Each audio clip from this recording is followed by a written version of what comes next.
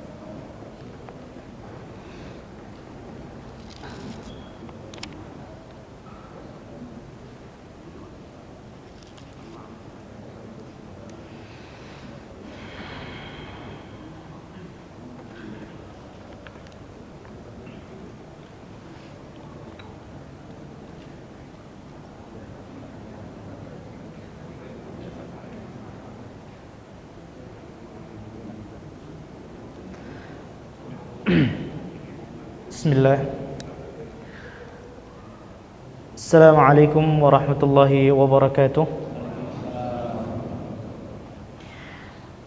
Alhamdulillah. Alhamdulillah nahmaduhu wa nasta'inuhu wa nastaghfiruh wa na'udzu billahi min shururi anfusina wa sayyiati a'malina. May yahdihillahu fala mudilla lahu wa may yudlil fala hadiya lahu. أشهد أن لا إله إلا الله وحده لا شريك له وأشهد أن محمدا عبده ورسوله لا نبي ولا رسول بعده. Bapak Ibu jamaah yang semoga kita sama-sama dirahmati oleh Allah Subhanahu wa taala. Tak bosan kembali kita mengucap puja dan puji syukur kita kehadirat Allah Subhanahu wa taala, di mana Allah masih terus tak henti-hentinya memberikan kita berbagai macam kenikmatan yang alhamdulillah, dengan kenikmatan-kenikmatan itulah Allah Subhanahu wa taala beri kita kesempatan untuk memperbanyak bekal kembali pulang ke kampung akhirat. Mudah-mudahan kita bukan termasuk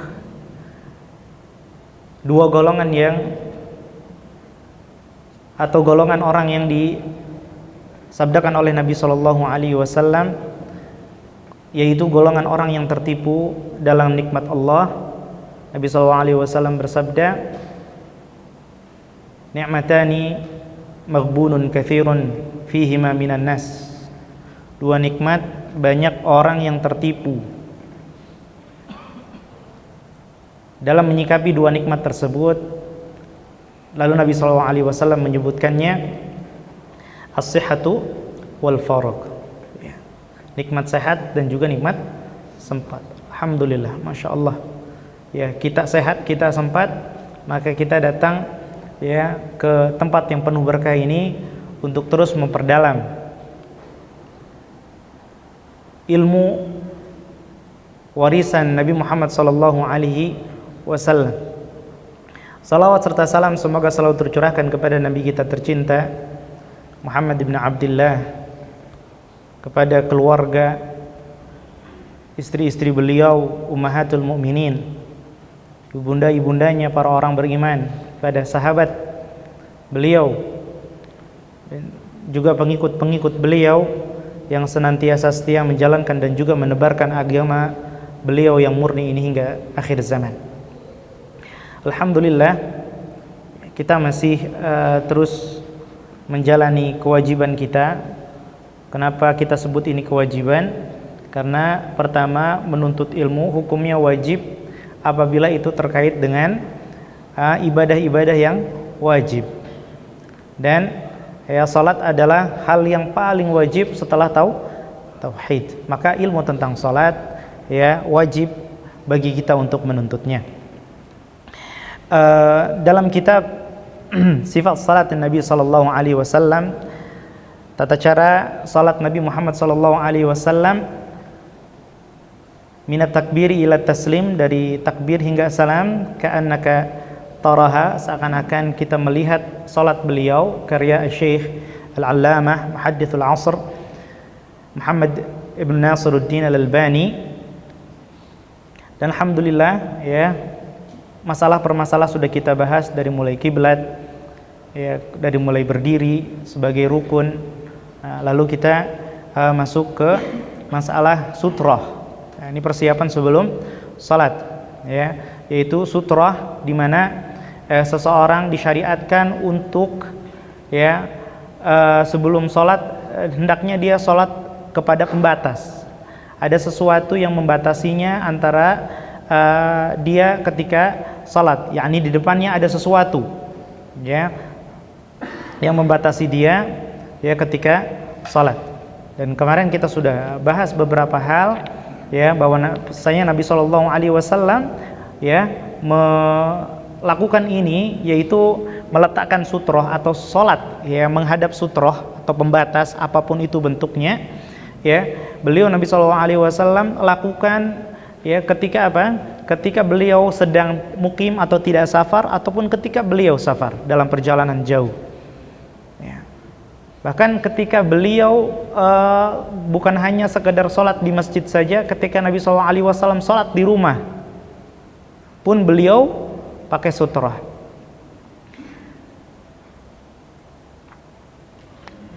Bahkan ketika safar pun, ketika Nabi SAW tidak bisa bersutrah atau sholat menghadap tembok ataupun tiang, Nabi SAW sampai ya terus berusaha mencari sutrah, meskipun itu hanya kendaraan beliau yang beliau bentangkan untuk jadikan sutrah. Bahkan terkadang beliau tancapkan kayu atau tongkat untuk menjadi sutrah.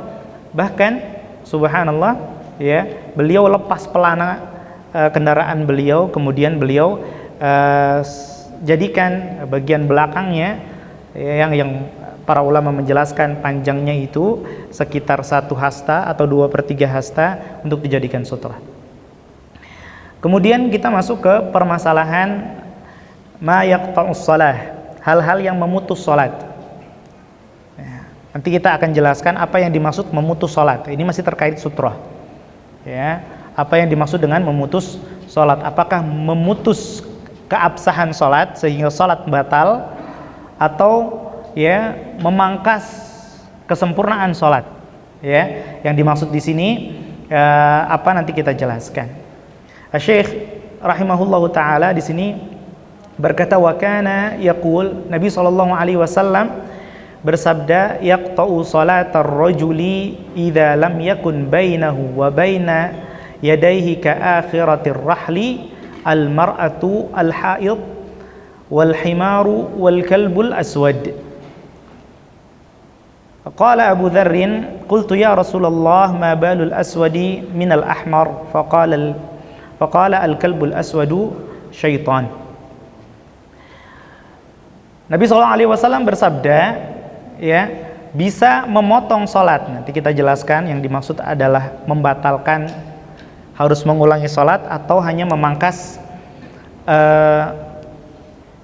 kesempurnaan salat sehingga salatnya menjadi tidak sempurna. Ya, kita terjemahkan secara harfiah dulu. Ya, yang bisa memotong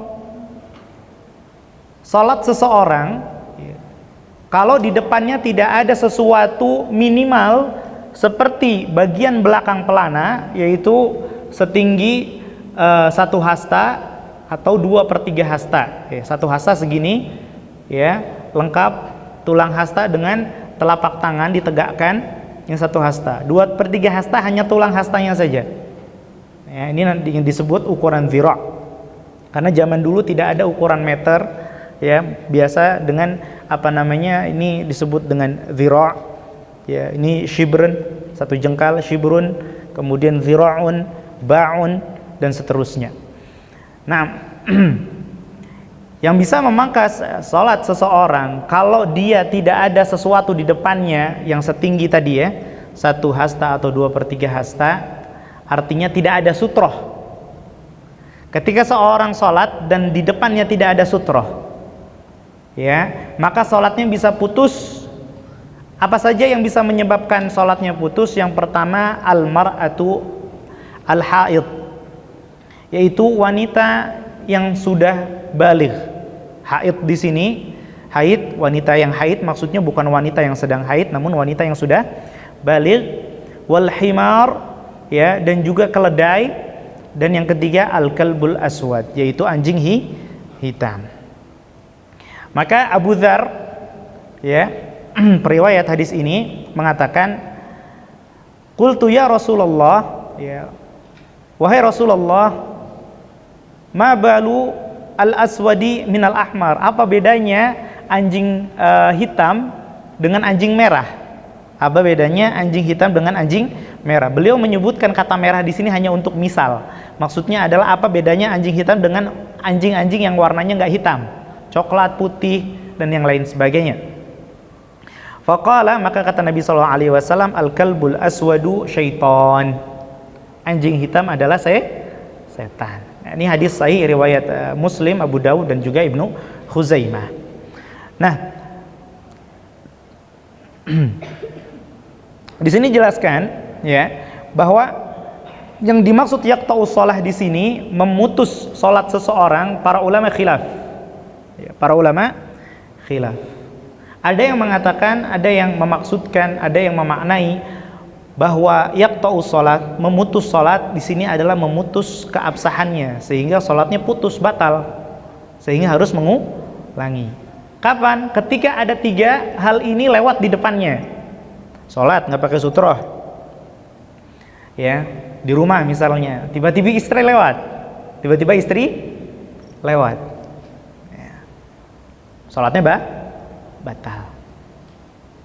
Ya, atau misalnya, ya, lagi piknik ke Ragunan, kebun binatang, ya, misalnya, ya, kemudian sholat, ya, tiba-tiba ada satu keledai yang keluar dari kandang, ya, kabur gitu kan, lagi sholat, lewat di depannya, tiba-tiba ada keledai lewat, nah, berarti batal, ya. Atau, ya, sholat, ya, teman kantor baru kenal, ya, diajak main ke rumah, ya, sholat, ternyata, ya, muslim tapi ternyata piaraan anjingnya hitam pula, ya, lagi sholat tiba-tiba lewat, ya, mau dicegat, waduh anjing najis, ya kan, dia kalau dicegat kena najis pula, ya kan, tetap aja susah, batal juga. Nah, ini makna pertama. Makna kedua, ya, dan ini pendapat kedua, yaitu maksudnya di sini bukan nggak sampai batal, namun apa? Namun, ya, mengurangi kesempurnaan salat, mengurangi kesempurnaan salat. Dan pendapat kedua ini yang banyak diambil oleh jumhur ulama, mayoritas ulama. Kenapa banyak ulama mengambil pendapat ini? Karena ya, ada salah satu riwayat dari Ibnu Umar radhiyallahu taala anhu menjelaskan bahwa makna yaqta'us shalah di sini memutus salat tidak sampai batal. Ya, hanya mengurangi pahalanya. Ya, karena kita paham ya, kalau misalnya lagi sholat tiba-tiba istri kita lewat gitu kan, wah itu buyar itu. Ya, kalau lagi nggak khusyuk, ya bisa berkurang drastis konsentrasi kita ketika sholat. Ya, keledai juga sama. Ya, keledai itu, kalau keledai kita tahu di dalam Al-Qur'an disebutkan wa inna ankaral aswati, apa lanjutnya? La sautul hamir, ya. Suara terburuk itu adalah suara apa? Keledai. Kalau meringkik itu ya, berisik luar biasa. Nah, kemudian yang ketiga anjing hitam, ya, selain itu adalah najis. Ya, disebutkan oleh Rasulullah SAW, ternyata anjing hitam itu syaitan, yaitu setan. Nah, kita akan jelaskan juga apa makna setan di sini. Ya, ada dua tafsir makna setan di sini. Ya, ada dua tafsir. Tafsir yang pertama, anjing hitam adalah setan, ya memang dia setan. Ya. Seperti Nabi SAW sebutkan bahwa unta itu diciptakan dari setan. Jadi ada beberapa binatang memang asalnya dari setan. Ya. Makna yang kedua, yaitu maksudnya adalah bukan setan, dianya setan, bukan, tapi ya selalu dibarengi dengan setan. Setan suka sama yang seperti ini. Ya. Anjing warna hitam. Ya, dan ini sejalan dengan sabda Nabi SAW di hadis ketika seorang di antara kalian sholat, kemudian ada seorang lain mau lewat, maka cegatlah. Ya, sesungguhnya ya ada setan bersama dia. Ya, di riwayat lain sesungguhnya dia adalah setan. Maka riwayat yang pertama sesungguhnya dia ya dibarengi dengan setan, menafsirkan riwayat yang kedua bahwa orang ini adalah setan, maksudnya adalah dibarengi dengan setan. Maka demikian juga dengan kasus anjing hitam. Maksudnya bukan dianya yang setan, tapi ya dibarengi dengan setan. Fa inna ma'ahu syaitan. Dan memang ya seperti yang kita sudah bacakan hadis pertemuan lalu, bahwasanya setan memang selalu berusaha melewat di depan orang yang sholat, sehingga kualitas atau nilai sholat seseorang itu berkurang. Nah, jadi ini pendapat yang kuat ya di antara para ulama ya. Namun kita juga tetap hati-hati. Kalau misalnya ada ya kita lagi sholat ya, maka tetap dicegat ya. Kalau memang itu mahram kita ya atau istri kita ya, kalau lewat dicegat ya. Kalau misalnya kita sholat di tempat yang subhanallah ya campur laki-laki dan perempuan ya, kemudian tiba-tiba ada perempuan mau lewat, ya jangan dicegat, antum yang maju ya, nanti tersentuh lebih bahaya lagi. Nah, ini terkait dengan ya hukum kalau seandainya kita sholat dilewati oleh tiga hal ini. Mungkin ada yang bertanya-tanya, kenapa ya tiga hal ini ya bisa merusak sholat? Yang menjadi masalah adalah di sini, di dalam hadis ini al-mar'ah, wanita, disamakan hukumnya dengan al-himar wal kalbil aswad ya, disamakan hukumnya dengan keledai dan anjing hitam. Subhanallah, ini kalau sekilas ini pintu celah besar untuk orang-orang yang ingin menjatuhkan Islam ya. Wah, ini berarti memang Islam itu tidak memuliakan wanita, buktinya menyamakan ya wanita dengan binatang, dengan himar, dengan keledai, dengan anjing. Itu gimana kita jawabnya? Harus tahu juga. Gimana jawabnya? Ya, tentu yang pertama, ya, jawaban kita yang pertama bahwasanya ya yang namanya dalil ya dengan akal, mana yang dikedepankan? Dalil. Itu prinsip awal tentu saja. Itu prinsip awal. Namun kalau orang yang berdiskusi dengan kita, ya, mereka tidak mengedepankan dalil, bagaimana kita menjawabnya? Mudah saja. Ya, kalau seandainya ya mereka mengira Islam itu menyamakan antara perempuan, keledai, dan juga anjing, mohon maaf, ya, maka ini keliru. Karena kalau hukumnya sama, bukan berarti derajatnya sama, bukan berarti kedudukannya sama. Contoh lain, misalnya, ya, pertanyaan, Afwan, makan daging babi hukumnya apa? Haram. Yakin haram? Ya, haram ya, haram, dalam Islam haram. Nah, sekarang ya barangkali tadi yang mendebat atau mencoba merusak Islam dari dalam, ya, orang-orang liberal, mungkin Muslim juga dia, ya kan? Coba kita tanya balik, kalau makan babi hukumnya haram, ya, antum mau nggak disamakan dengan babi? Nggak mau. Oh, berarti makan antum halal. Ternyata makan orang hukumnya apa? Halal atau haram? Haram juga. Makan orang hukumnya haram, makan babi juga hukumnya haram. Bukan berarti ya Islam menyamakan kedudukan antara manusia dengan babi. Yang satu mendapatkan hukum haram, ya, babi ini karena keburukannya.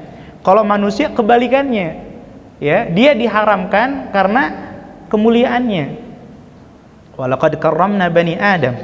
Ya, kata Allah Subhanahu wa taala, sungguh kami telah yang memuliakan anak Adam. Nah, taib. Jadi kalau misalnya ada yang kita sholat kemudian ada yang lewat, maka cegat. Terutama 3 hal ini. Ya, terutama 3 hal ini. Jangan sampai benar-benar berhasil. Mungkin kalau yang selain ini, ya, kucing, ya, atau anak kecil perempuan tapi masih anak kecil, ya, gagal, oke lah, nggak apa-apa. Ya, nggak masalah dengan sholat kita selama kita bisa mencegatnya. Namun kalau yang ini jangan sampai, karena bisa berkurang, bahkan sebagian ulama mengatakan sampai batal sholatnya. Ya, sebagian ulama mengatakan ya bisa sampai batal. Nah, ini perkara tentang hal-hal yang bisa memutus sholat, baik memutus sampai batal ataupun mengurangi kesempurnaan sholat. Taib. Kemudian ya kita lanjut ke pembahasan penting berikutnya. Ya, ini masih belum masuk ke sholatnya, yaitu tentang menghadap arah sholatnya juga. Ya, selain sutroh, pertama kiblah, kemudian sutroh, yang kedua adalah as-sholat tijahal qabr, sholat menghadap kuburan. Sering lihat masjid depannya ada kuburan? Sering. Ya. Atau bahkan yang pernah ziarah kubur ke tempat wali-wali, pernah melihat, menyaksikan kaum muslimin sholat langsung menghadap kubur? Ya. Kalau mungkin belum pernah, banyak video bisa dicari. Kuburannya bukan lagi di depan masjid, di dalam, dan orang-orang sholat menghadap kuburan secara langsung. Bukan sholat jenazah. Kalau sholat jenazah, ya kita tahu, ya, Nabi SAW pernah melakukannya, ya, di pemakaman. Kenapa? Karena dalam sholat jenazah tidak ada ruku, tidak ada sujud. Namun di sini Syekh mengatakan wa kana yanha 'anis salati tijahal qabri. Rasulullah SAW ya melarang salat menghadap kuburan. Jadi hukum salat menghadap kuburan hukumnya apa? Haram, enggak boleh. Haram, enggak boleh. Ya. Dan keharamannya bertingkat-tingkat, nanti kita jelaskan. Di sini Nabi sallallahu alaihi wasallam bersabda, "La tusallu ilal quburi wa la tajlisu 'alaiha." Jangan salat menghadap kuburan, pemakaman, dan jangan duduk di atas pemakaman, di atas kuburan. Ini hadis sahih riwayat Muslim, Abu Dawud dan Ibnu Khuzaimah. Ini sebuah hadis yang mencakup dua sisi yang berlawanan sekaligus. Subhanallah. Di sini di bagian pertama Nabi SAW mengucapkan la tusallu ilal kubur. Jangan salat menghadap kuburan. Kuburan siapapun. Orang tua kita kah? Guru kita, syekh kita, alim ulama, seorang wali sekalipun, bahkan kuburan Nabi. Bahkan kuburan Nabi, ya, kita dilarang salat menghadap kepada kuburan tersebut. Ya. Sebagaimana Nabi SAW bahkan ketika beliau menjelang wafatnya, ya, beliau berwasiat, dan subhanallah, ya, yang seseorang wasiatkan ketika meninggal itu biasanya adalah yang paling beliau perhatikan.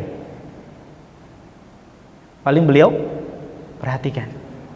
Dan subhanallah, Nabi SAW ketika menjelang wafatnya, Nabi SAW bersabda apa? La'anallah al-yahuda wan nasara. Semoga Allah melaknat, menjauhkan dari rahmatnya, menjauhkan dari surganya. Siapa? Yahudi dan Nasrani. Kenapa Allah melaknat mereka? Ya, ittakhadhu qubur anbiya'ihim masajid. Mereka jadikan kuburan nabi mereka, bukan ulama, di bawahnya itu, bukan sekedar wali, masih di bawahnya. Ini derajat manusia paling tinggi yang langsung dijadikan. Ittakhadhu qubur anbiya'ihim masajid. Mereka jadikan kuburan nabi-nabi mereka dijadikan tempat ibadah. Ittakhadhu qubur anbiya'ihim masajid. Ini dilaknat. Ala fala tattakhidhuha masajid. Maka janganlah kalian jadikan kuburan-kuburan itu menjadi masjid. Artinya apa? Nabi SAW melarang kita meniru orang Yahudi menjadikan kuburan Nabi sebagai masjid. Berarti Rasulullah SAW melarang umatnya untuk menjadikan kuburan beliau menjadi masjid. Kuburan Nabi SAW saja dilarang untuk dijadikan masjid, dilarang untuk dijadikan tempat sholat, apalagi kuburan orang yang derajatnya di bawah Nabi. Ya, jelas sekali. Ini subhanallah, para sahabat sudah mafhum semua ini. Ala fala tattakhidhu al-qubur masajid fa inni anhaakum an dzalik. Sesungguhnya aku melarang kalian dari hal tersebut. Ya. Di riwayat lain, ya, fa innahum idza mata rajulun salihun.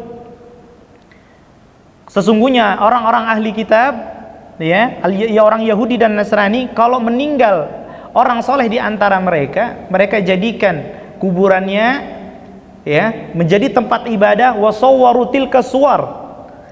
Mereka gambar-gambar tersebut, ya, di rumah ibadah tersebut. Ya, maka kita lihat di rumah-rumah ibadah orang Nasrani, ya, banyak orang-orang solehnya mereka, Yohanes, Baptis, Lukas, Matius dan lain sebagainya dipajang. Ya. Nah, ini subhanallah. Namun mau tidak mau la tattabi'unna sanana man kana qablakum.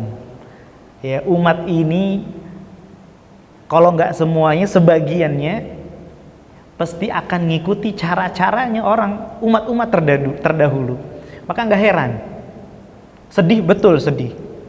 Ya, tapi enggak heran. Miris, betul miris. Tapi tidak kaget kalau ada sebagian kaum muslimin meniru-niru meskipun sekilas nggak persis tata cara beribadahnya orang Yahudi dan Nasrani.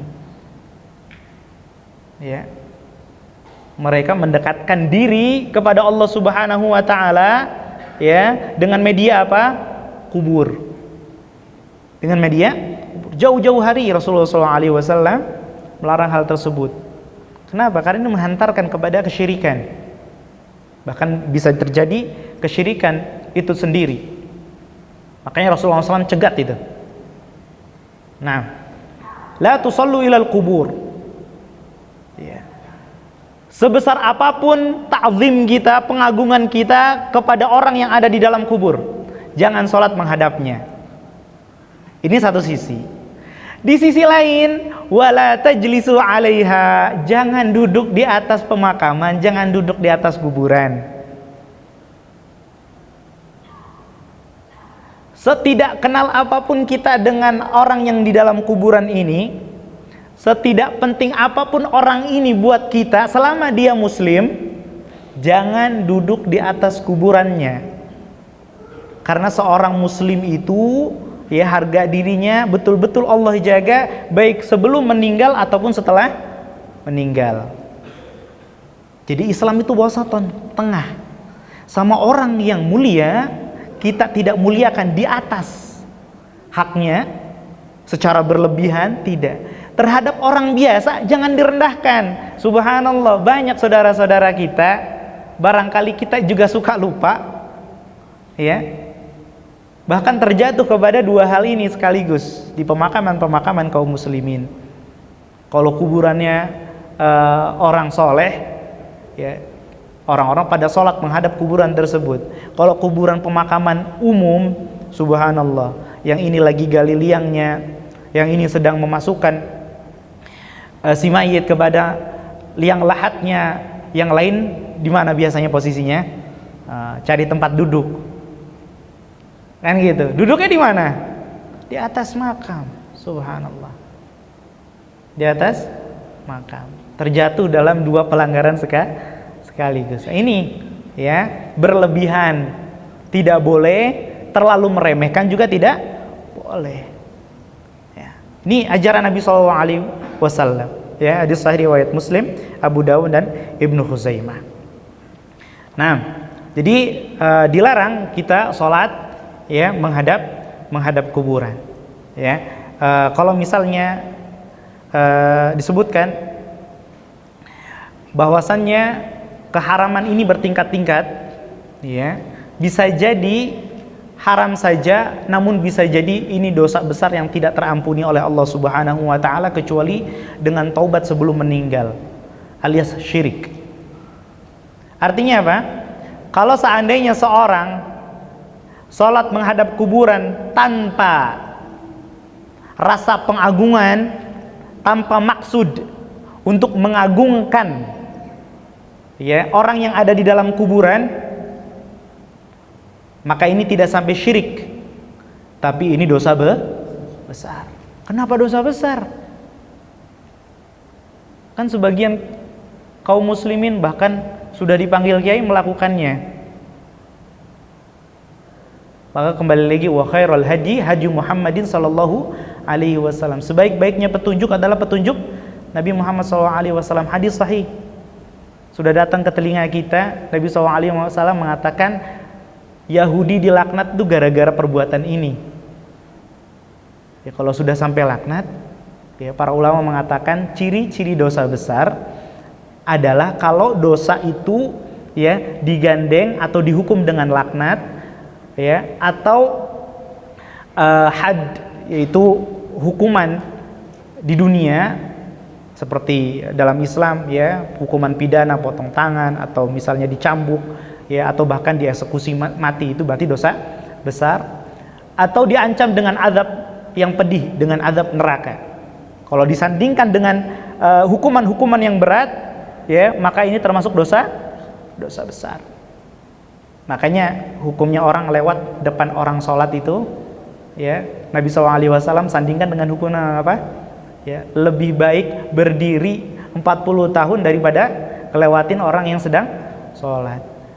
Berdiri nunggu orang sholat itu sampai selesai paling berapa menit sih?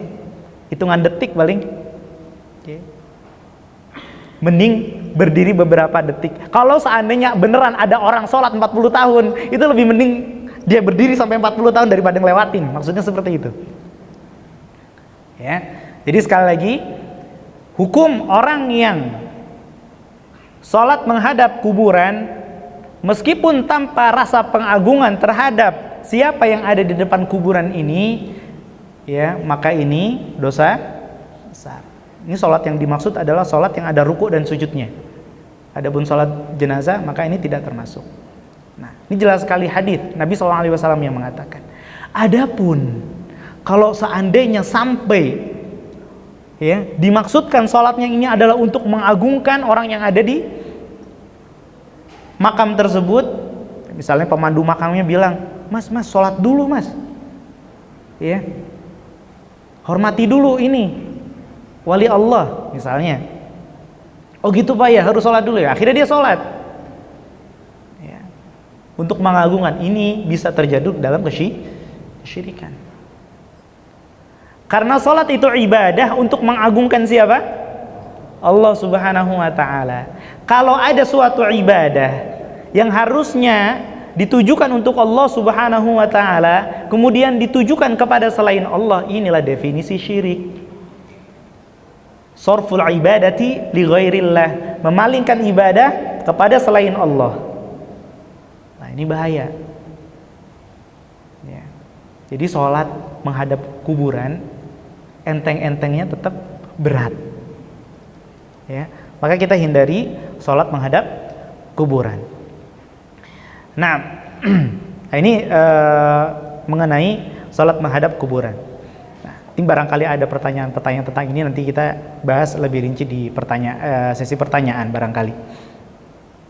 Nah, kemudian ya setelah kita sudah aman semua menghadap kiblat, sudah pakai sutroh, sudah. Kemudian tidak ada kuburan depan kita, alhamdulillah.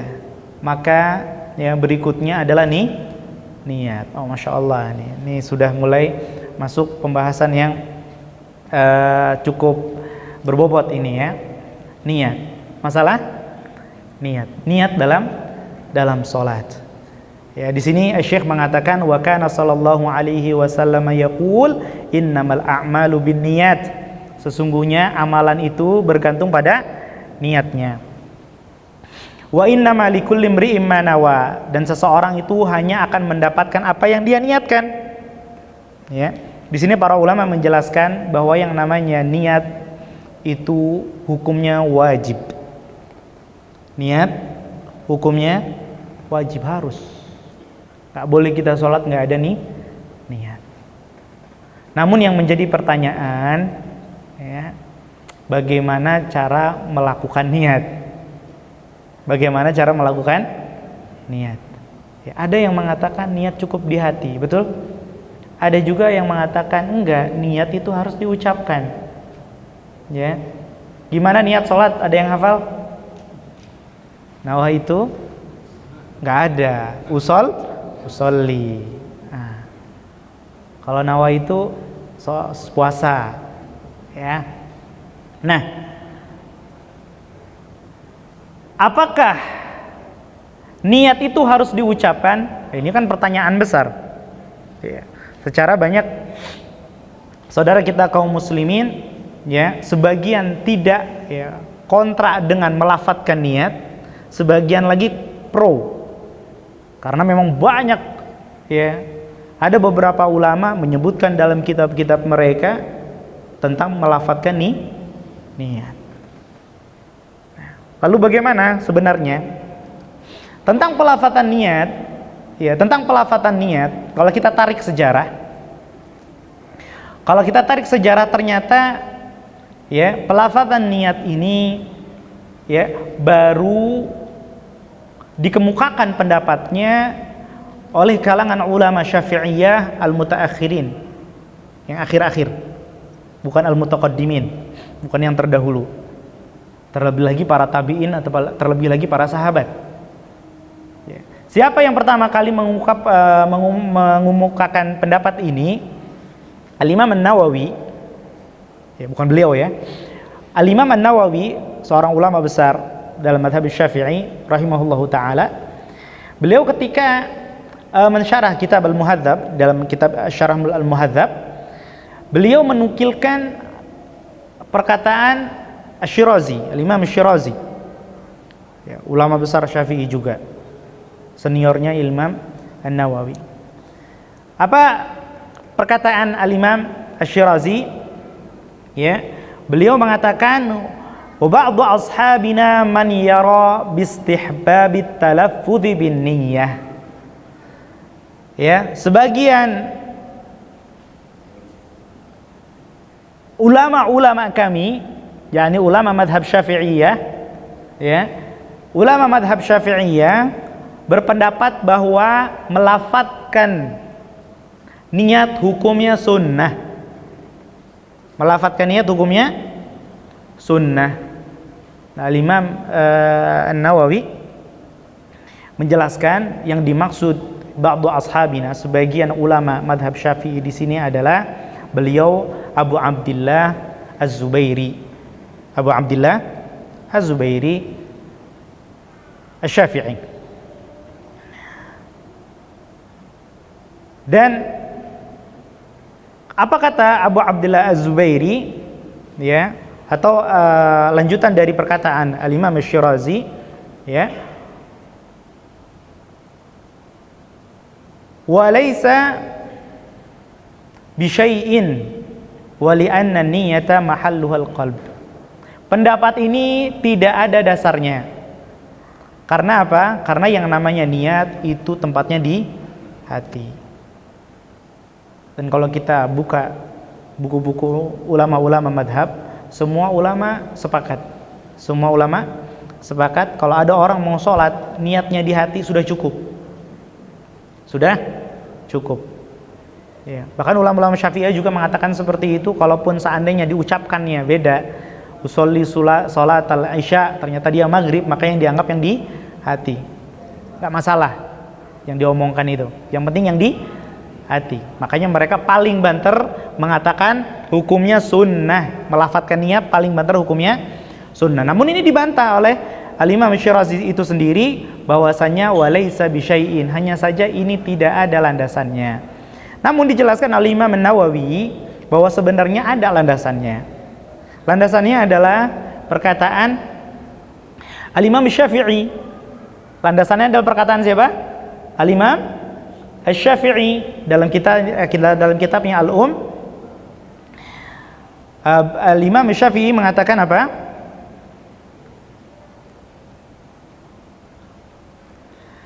Fa innaha wa laysat kas-shalah fa innaha la budda minan nutqi.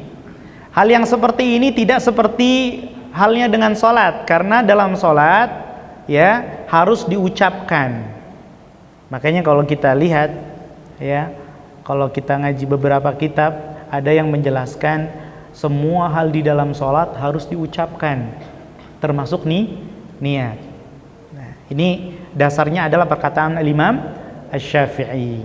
Namun dijelaskan kembali lagi oleh Imam An-Nawawi bahwa ini adalah kesalahpahaman.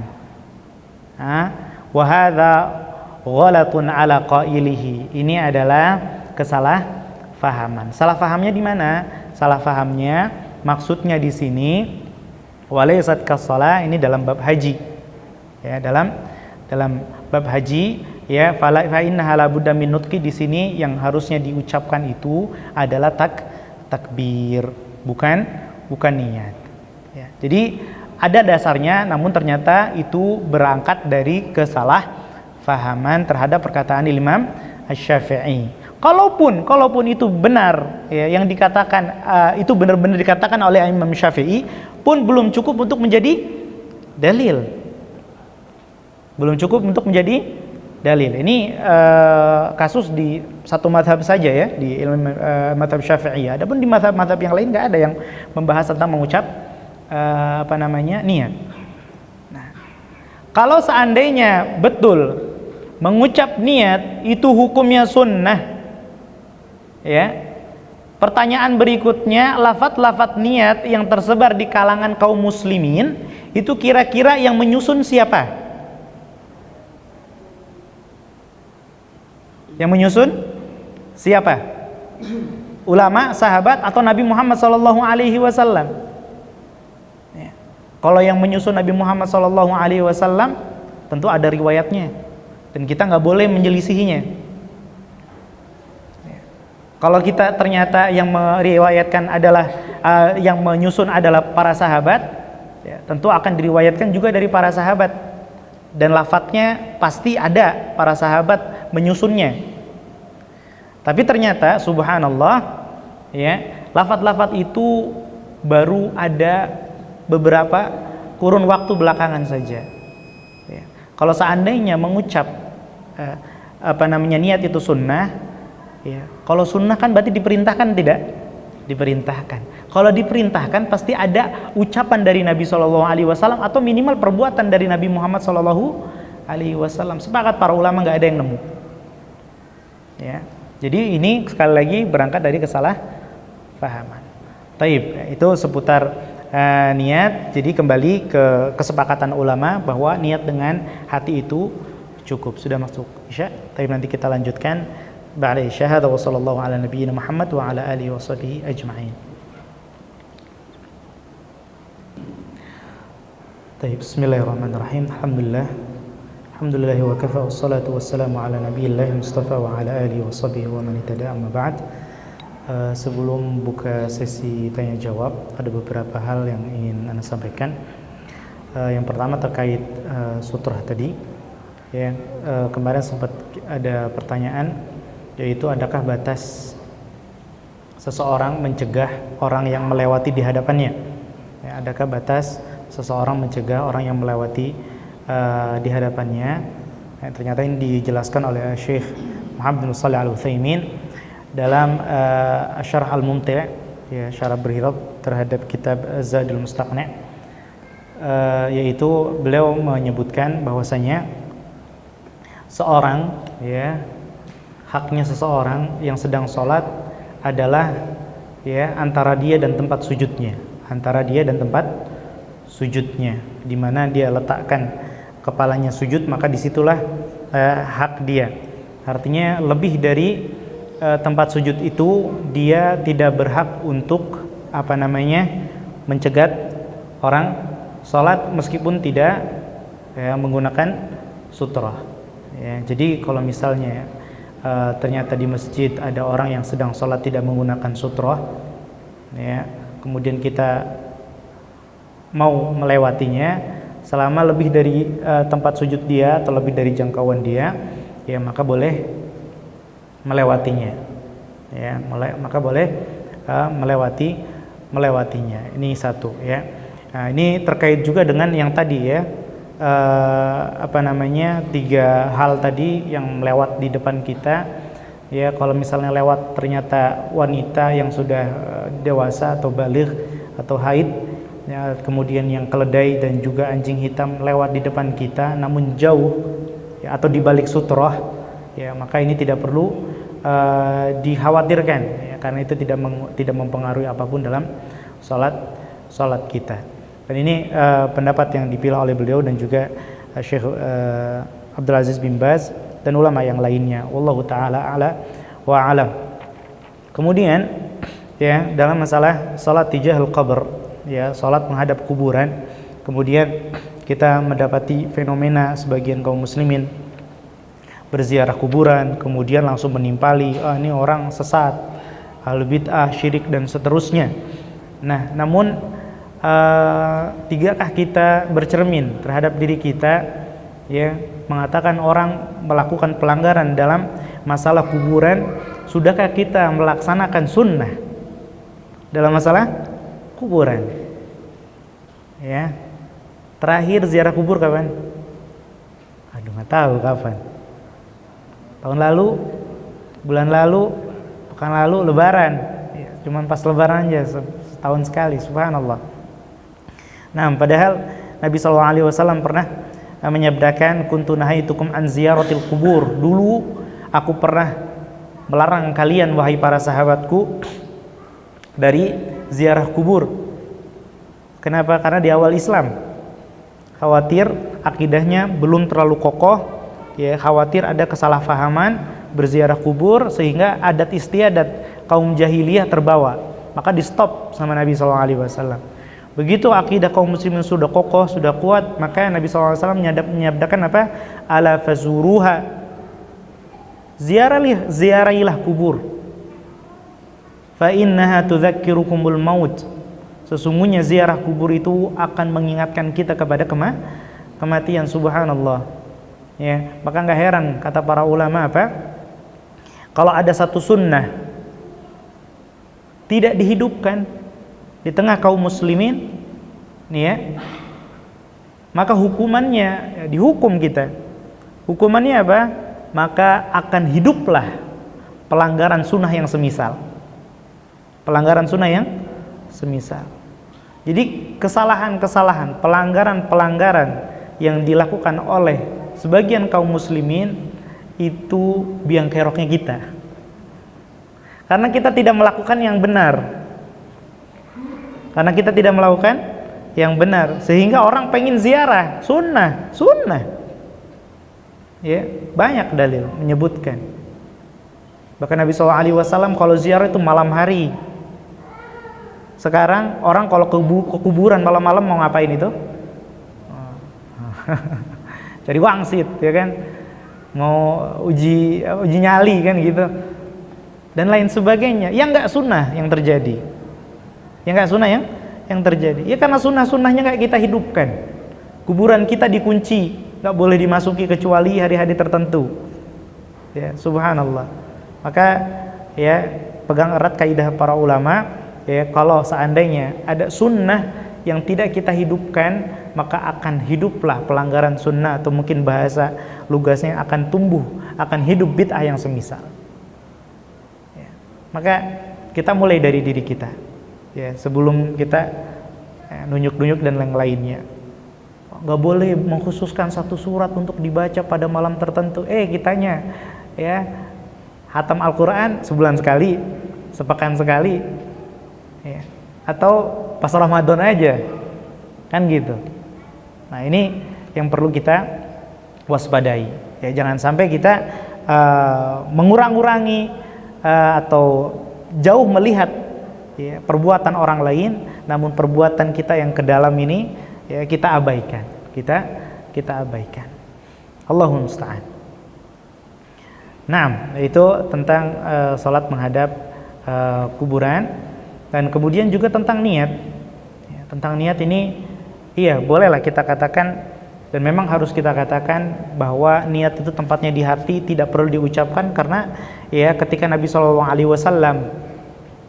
ya tidak mengucapkan hal tersebut, padahal alasan-alasan ya untuk mengucapkan tersebut itu ada, supaya lebih khusyuk misalnya, supaya lebih hadir hati ini.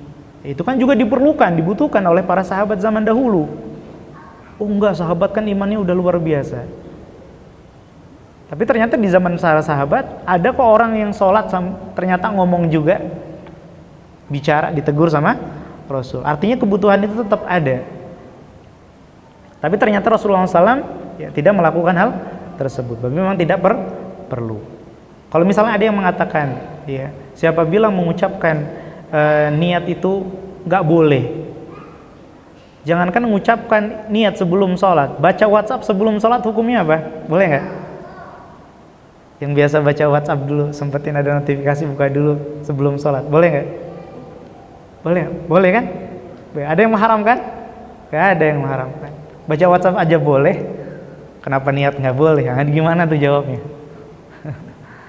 Nah, baca WhatsApp, jangankan baca WhatsApp, baca koran boleh.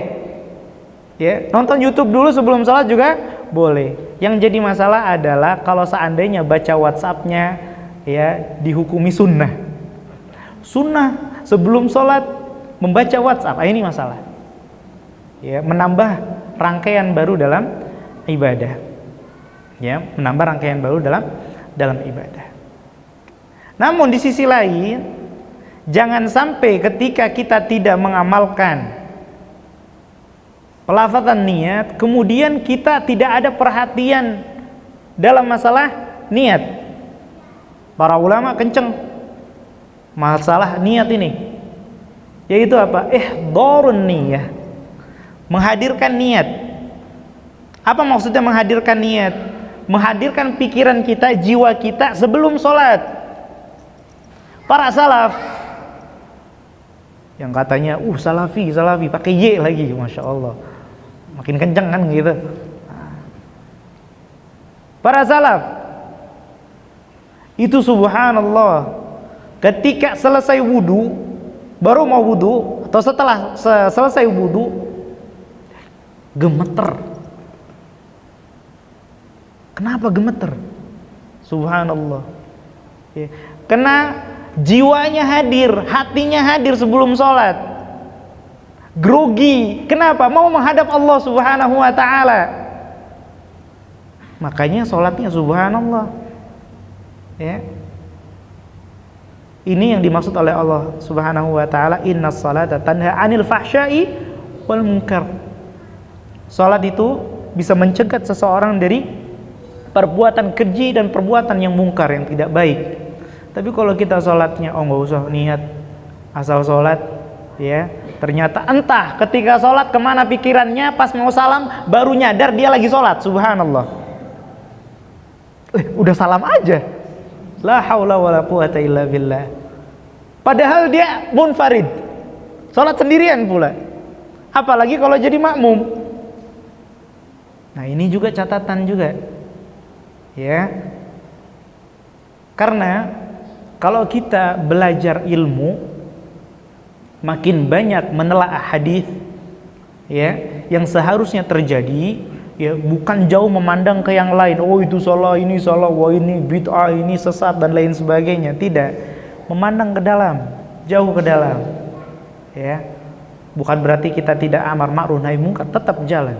Tapi kita harus pedulikan diri kita dulu. Harus pedulikan diri kita dulu. Apa kata Nabi SAW? La takun kasyam. Jangan seperti lilin. Mungkin kalau peribahasa bahasa Indonesia, lilin itu peribahasa yang bagus, mengorbankan diri demi orang lain. Tapi kalau perumpamaan Nabi SAW itu buruk. Kenapa lilin itu buruk? Ya karena dia menerangi orang lain, amar ma'ruf nahi mungkar, ya kan? Tapi dianya hancur. Gak boleh ziarah seperti ini seperti itu, dia nggak ziarah. Gak boleh melafalkan ini dan itu, dia nggak punya niat, dia nggak hadir jiwa dan niatnya ketika mau sholat. Ini kacau. Ya, ini kacau. Ya, bukan ini maksud kita belajar sholat. Bukan ini maksud kita belajar sholat sesuai sunnah Nabi SAW, namun terus kita koreksi sholat kita. Bukan hanya gerakan, ya, namun jiwa kita. Subhanallah. Ya, kita melihat para salaf, ya, subhanallah. Mereka bisa khusyuk di dalam sholat sampai kalau ada ular lewat itu nggak nyadar. Subhanallah. Kalau kita justru nggak nyadar ya ketika ya, ternyata kita sholat. Bahkan sebagian mereka ada yang kakinya harus diamputasi. Zaman dulu nggak ada obat bius. Apa yang dilakukan? Tunggu sampai saya sholat. Lupa segalanya, kaki hilang, itu tulang digergaji, beneran digergaji, nggak ada kerasanya. Subhanallah. Kita boro-boro digergaji, gatal dikit aja, lah pindah gatalnya. Subhanallah. Di mana khusyuk kita? Ya. Ihdharun niyah itu harus. Dan itu tidak hanya sebelum sholat, penting sebelum sholat. Ini diantara tips-tips bisa khusyuk dalam sholat. Ya, datang sebelum adzan kalau bisa, ya. Sehingga ada persiapan, ya. Tapi kalau qomat langsung sholat, ya gimana kita mau khusyuk? Gimana kita mau menghadirkan niat dan jiwa kita ketika sholat? Pikiran kita masih nyambung sama yang sebelum sholat, ya. Sehingga kacau. Dan ihdhar niyah, ya, menghadirkan ihdharul qalb di dalam sholat, menghadirkan hati dan jiwa ketika sholat, tidak hanya sebelum sholat, terus diawasi hati kita, jangan sampai melenceng. Ya, nanti kita akan masuk ke babnya. Sesungguhnya Allah Subhanahu wa ta'ala, ya, apabila seorang hamba sedang sholat, itu Allah Subhanahu wa ta'ala menghadap dia. Kalau dia sudah melenceng, sudah berpaling, Allah tinggalkan. Allah tinggalkan. Udah nggak dianggap sholatnya, nggak dianggap sholatnya. Iya, sholatnya menggugurkan kewajiban, cuman itu aja, tapi nggak berpengaruh pada jiwanya. Jadi sholatnya cuma di masjid aja, nggak kebawa setelah keluar masjid. Ya, maka yang seperti ini kita hindarkan. Wallahu taala ala wa alam. Barangkali ada pertanyaan atau hal yang ingin dijelaskan ulang dipersilakan. Tafadhol. Waalaikumsalam warahmatullahi wabarakatuh. Bagaimana sholat imam? Nah, Apabila setelah salam dia menghadap ke makmum. Nah, tapi makmum di saat pertama kemudian meninggalkan dia, terus ada makmum di saat kedua yang masuk, jadi menghadap ke imam. Jadi itu apakah dari imamnya harus minggir atau bagaimana? oh, masya Allah. Oke. Taib, ini pertanyaan menarik ya, dan ini masih berhubungan dengan pembahasan kita tentang sutrah, yaitu apabila ya kita sebagai seorang imam kan kita balik badan, sunnahkan seperti itu ke arah kanan kepada makmum, ya, ternyata makmumnya masbuk, ya, entah memang dia masbuk, ya, di soft pertamanya masbuk atau soft pertama nggak masbuk kemudian dia pindah sehingga yang soft kedua yang masbuk maju atau langsung berhadapan kepada kita, ya, langsung berhadapan kepada kita. Nah, wallahu a'lam. Ya, Anda pernah lihat kejadian seperti ini, ada lupa syekh siapa, beliau nggak membalikan badannya, ya sudah dilanjutkan, dilanjutkan. Ya, namun dalam sebuah riwayat, ya, para sahabat ketika ingin menjadikan sutrah mereka adalah orang, Umar bin Khattab atau yang lainnya, ya, di masjid, ya, para sahabat, ya, meskipun mayoritas ulama mengatakan sutrah itu sunnah, tapi semangatnya para sahabat untuk melaksanakan sunnah ini luar biasa. Ya, kadang kita ini beda sama para salaf nih. Kalau para salaf kita ini, pendahulu kita, ya, justru selamat melakukan itu karena itu sunnah. Kalau kita ahlah sunnah, ya, justru meninggalkan, ya, amalan yang utama hanya karena dia sunnah. Nah, itu beliau mengatakan wallini dhahrak, ya, berikan aku punggungmu, ya, berikan aku punggungmu. Wallahu a'lam, ya, nampaknya, ya, pada dasarnya, ya, ketika kita bersutroh kepada seseorang, maka sebaiknya yang dijadikan sutroh adalah punggungnya. Kita menghadap punggungnya. Jadi orang yang jadi sutroh menghadap ke kiblat. Nah, adapun ketika ternyata dia imam, ya, kemudian menghadap makmum, nah, maka tidak ada larangan. Dan bukan berarti sekali lagi orang yang sholat sedang menyembah imam. Kan terkesan seperti itu, ya, tidak menyembah imam. Karena pada dasarnya kalau kita lihat, kalau itu yang kita pikirkan, maka semua sutra akan dianggap disembah. Ya, bahkan orang-orang non-muslim mengira kaum muslimin menyembah Ka'bah. Kenapa? Sholatnya menghadap Ka'bah. Ya, tidak ada larangan dalam hal itu. Wallahu ta'ala, nampaknya nggak perlu harus ya, di satu sisi tidak ada larangan, tapi di sisi lain sebagai imam ada perintah untuk menghadap makmum. Jadi kita masih tetap mengamalkan yang seperti itu. Wallahu ta'ala alam, jadi nggak perlu balik badan. Nah, meskipun tadi, ya, pada dasarnya adalah punggungnya. Mudah-mudahan terjawab. Nah, masya Allah. Silakan. Assalamualaikum warahmatullahi wabarakatuh. Waalaikumsalam warahmatullahi wabarakatuh. Di tempat ibu saya, ya, ada masjid itu enggak, itu di belakangnya itu kuburan. Masya Allah. Itu haram apa enggak? Masya Allah. Ini pertanyaan yang ditunggu sebenarnya, ya. Apa hukumnya sholat di masjid yang ada kuburan? Nah, ini perlu dirinci. Apa maksud masjid ada kuburan? Ya. Kalau, nah ini rincian pertama, mana yang lebih dulu ada? Pada dasarnya nggak boleh, ya, nggak boleh sholat di masjid yang ada kuburan. Yang maksud masjid ada kuburan adalah kuburannya di komplek masjid, yaitu di dalam masjid,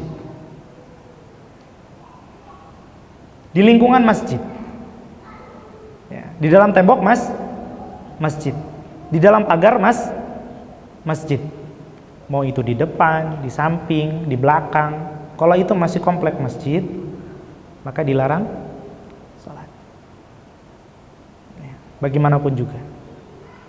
Lalu bagaimana? Dilihat, kalau seandainya yang ada duluan adalah masjid, maka makam dipindah. Yang duluan adalah masjid, maka makam ada dipindah. Karena itu ayah saya gitu. Ya. Saya udah almarhum. Rahimahullah. Pengen mau dipindahin makamnya, dibayar gitu. Iya. Ya. Tapi yang orang situ nggak mau, ya. Gimana Pak Ustaz? Nggak mau ya. Orang itu. Iya, yang pengurusnya. Bukan orang itu, orang yang mewakafkan tanah.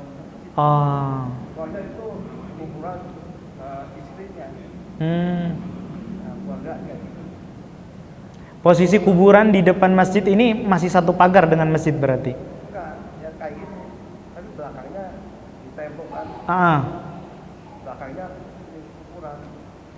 Taib. Nah, kalau memang di depan masjid namun ada tembok, ya, sebagian ulama seperti ya Syekh Muqbil bin Hadi Al-Wadi'i, ya, dalam fatwa beliau mengatakan kalau misalnya ada tembok, maksudnya di luar masjid, ya kan, di luar masjid, maka ini dibolehkan, sholat di dalam masjid itu sah, ya. Namun pendapat yang lebih hati-hati, ya, kalau misalnya yang dimaksud di depan masjid ini masih satu lingkungan masjid, ya, sebaiknya ditinggalkan, karena ini masih dalam makna tadi, wala tusallu ilal kubur, jangan sholat menghadap kuburan. Ini kan mengarah kuburan, ya. Kecuali memang kuburan yang di depan masjidnya memang terpisah dari komplek masjid, dari pagar masjid. Saya pernah sholat di masjid, mungkin ada yang tahu. Ini kalau di tembok, di belakangnya ada kuburan. Kuburan warga wakaf, wakafnya orang tuanya. Iya. Gitu. Kita mau gimana Pak Ustaz? Pada dasarnya nggak boleh. Maka solusinya adalah dipisah antara komplek. Kalau memang tidak bisa dipindah. Udah mau dipindahin. Oh gitu. Malah dibayar itu. Tapi yang mau. Alasannya kenapa itu, Pak? Itu keluarga keluarga dia, istri dia. Mereka mau ya, Dia pengennya makamnya di depan masjid. depan masjid, tapi nggak di tembok. Tapi belakangnya ada Kuburan. Persis di depan pengimaman berarti, ya. iya, Di arah kiblatnya, ya. iya. Di sampingnya masalah. Nggak lurus di kiblat. Enggak, di sampingnya. Tapi masih satu Satu masjid. kuburannya ada pagarnya? Kuburannya nggak ada pagarnya. Nggak ada pagarnya. Masjidnya ada pagarnya? Masjidnya nggak ada pagarnya. Nggak ada pagarnya juga. Nah, maka yang lebih hati-hati ini tidak boleh. Seperti yang dijelaskan oleh Syekh Muhammad bin Shalih Al-Utsaimin, saya Muhammad bin Shalih Al-Utsaimin, ya, yang seperti ini tetap nggak boleh. Masjidnya pagarnya di depan apa? Di hadapan arah kiblat. Nggak ada. Maka solusinya kalau yang seperti ini, kalau memang tidak dipindah, caranya adalah dipisah. Bagaimana cara memisahnya? Satu tembok milik masjid. Tambah lagi satu tembok milik pemakaman. Jadi dibuat pagar. Ya, jadi kalau seandainya ya panitia atau misalnya ada donatur ingin menyumbang masjid, menyumbang untuk pembangunan masjid. Ternyata dapat tanah qadarullah dekat sama pemakaman. Ya, maka izin untuk pemakamannya dibangunkan pagar. Jadi 2 pagar. Pagar untuk pemakaman dan pagar untuk masjid sehingga terpisah. Ya. Ini kalau misalnya di luar ya, ini kan berarti di luar komplek masjid. Ya, tapi kalau di dalam komplek masjid tadi, mana yang duluan itu yang dipertahankan. Ya, kalau duluan pemakaman, masjid dihancurkan. Kalau duluan masjid, makam dipindahkan. Tapi kalau misalnya di luar, ya tadi kan kasus kita di luar ya, maka harus dipisah. Cara memisahnya adalah dengan satu tembok punya masjid, satu tembok pagar pemakaman. Iya, di depan. Jadi 2 tembok. Pagar saja. Sedang saja. Nggak harus seperti rumah. Ya, cukup untuk memagari. Dan ini yang terjadi kalau kita tahu barangkali banyak yang berdalil dengan boleh kok kita bikin kuburan di masjid. Jangankan kuburan orang, buktinya ya Saudi, negara paling Islam kan gitu. Ya. Kuburan Nabi SAW di mana itu? Kalau kita ziarah di dalam komplek Masjid Nabawi. Mungkin ada yang beralasan seperti ini. Kita jawab. Ya. Yang pertama, ya, kita lihat siapa yang melakukan ini. Yang melakukan adalah para raja. Perbuatan raja. Ketika bertentangan antara perbuatan raja-raja Arab dengan hadis Nabi SAW, mana yang kita kedepankan? Hadis Nabi SAW. Ada yang menyanggah barangkali, tapi kan di Saudi kan banyak ulama. Ya. Sekali lagi, ini bukan fatwa dari para ulama, ini keputusan para raja. Ya. Di Indonesia ada MUI tidak? Ada. Korupsi ada? Ada. Apakah itu berarti MUI meridhoi korupsi? Kan tidak ya. Nah, makanya ketika terjadi perluasan Masjid Nabawi ke arah makam Nabi SAW, karena makam Nabi SAW di rumah beliau, ya, di kamar Aisyah radhiyallahu taala anha, bersebelahan dengan Masjid Nabi, ya, diperluas. Ya, kalau kita tahu Masjid Nabi SAW yang sekarang Masjid Nabawi itu kota Madinah zaman dulu. Ya, kota Madinah zaman dulu seluas itu. Jadi semua rumah penduduk itu jadi masjid semua. Ya, termasuk rumah Nabi SAW di mana di situ beliau dimakamkan. Nah, jadi itu ya. Kita tidak bisa berdalil atau beralasan bahwa ya membuat makam di depan masjid dengan keberadaan makam Nabi SAW di dalam masjid Nabawi. Yang kedua, ya, dijelaskan bahkan di zaman Ibnu Qayyim. Ya, Ibnu Qayyim rahimahullah taala, ya, beliau dalam nuniyahnya, syair panjang, beliau mengatakan, ya, fa ajaba rabbul alamin du'aahu fa ahatahu bi thalathatil judurani. Allah Subhanahu wa taala mengabulkan doa Nabi Muhammad SAW, yaitu apa? Allahumma la taj'al qabri 'ida. Ya Allah, jangan jadikan kuburanku sebagai perayaan. Maksudnya apa perayaan? Ya, tempat ziarah untuk mencari berbuat kesyirikan. Sebagaimana yang terjadi pada nabi-nabi sebelum Nabi Muhammad.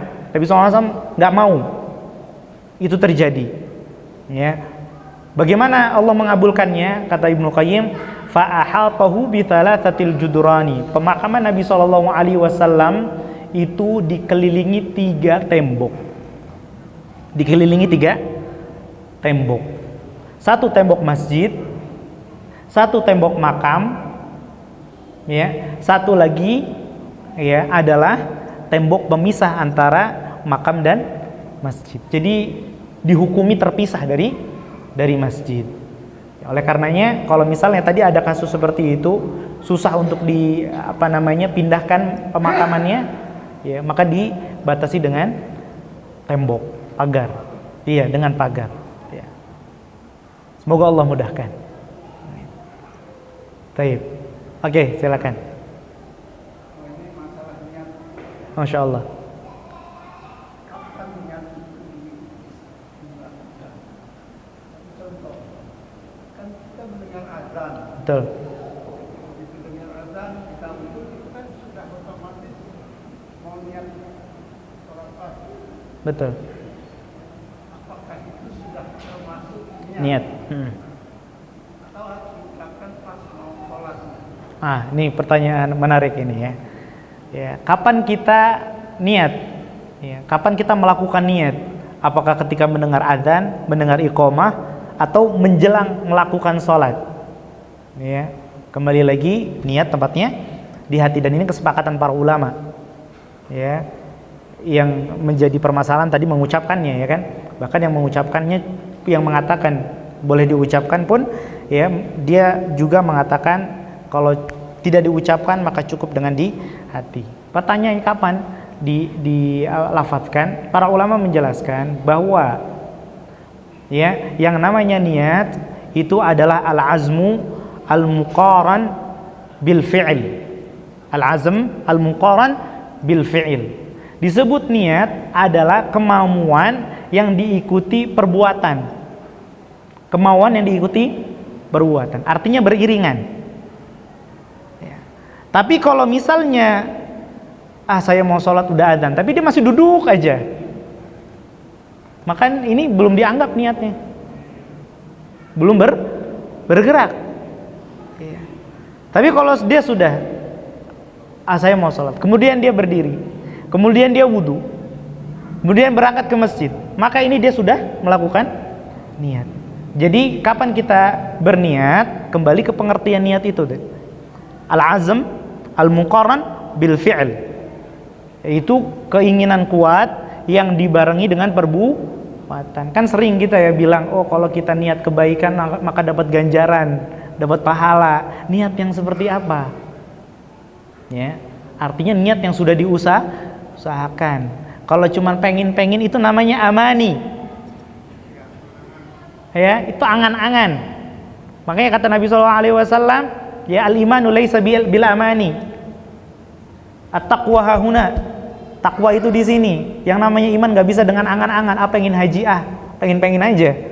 Tapi nggak ada usaha nabung atau kerja keras lebih berat dan seterusnya, nggak bisa. Jadi kapan? Ketika kita sudah mau dan kita sudah bergerak, maka itu sudah dianggap niat. Wallahu ta'ala ala wa alam. Ini nampaknya sudah semakin malam. Atau kita tutup dengan satu pertanyaan lagi? Tidak ada, insyaallah cukup ya. Oh, masya Allah. Terakhir penutup, silakan Pak. Waalaikumsalam warahmatullahi wabarakatuh.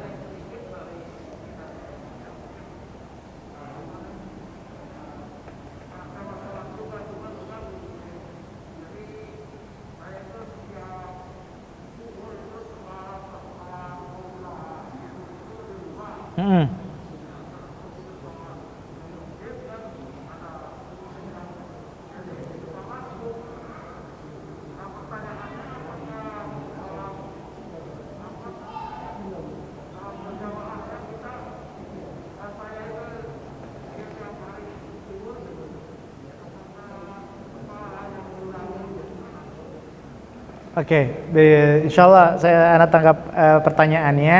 Sholat sunnah qobliyah di rumah, tapi mengakibatkan masbuk di masjid. Maka ini, kalau ada sunnah sama wajib, mana yang kita dahulukan? Wajib.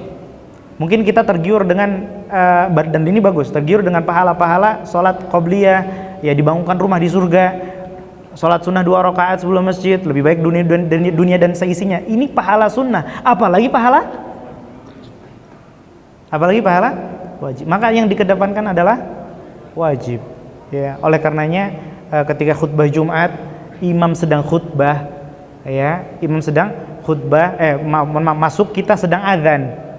Kalau kita sholat ketika adzan, kita ketinggalan sunnah jawab adzan. Tapi kalau kita nunggu jawab adzan, nanti kita ketinggalan khutbah Jumat. Padahal menjawab adzan itu sunnah, mendengarkan khutbah wajib. Maka kita korbankan yang sunnah untuk mendapatkan yang wajib. Jangan keliru. Jangan terbalik. Wallahu taala a'la wa alam. Kita tutup dengan doa kafaratul majlis. Subhanakallahumma wa bihamdik asyhadu an la ilaha illa anta astaghfiruka wa atubu ilaik. Kurang dan lebihnya saya mohon maaf sebesar-besarnya. Assalamualaikum warahmatullahi wabarakatuh.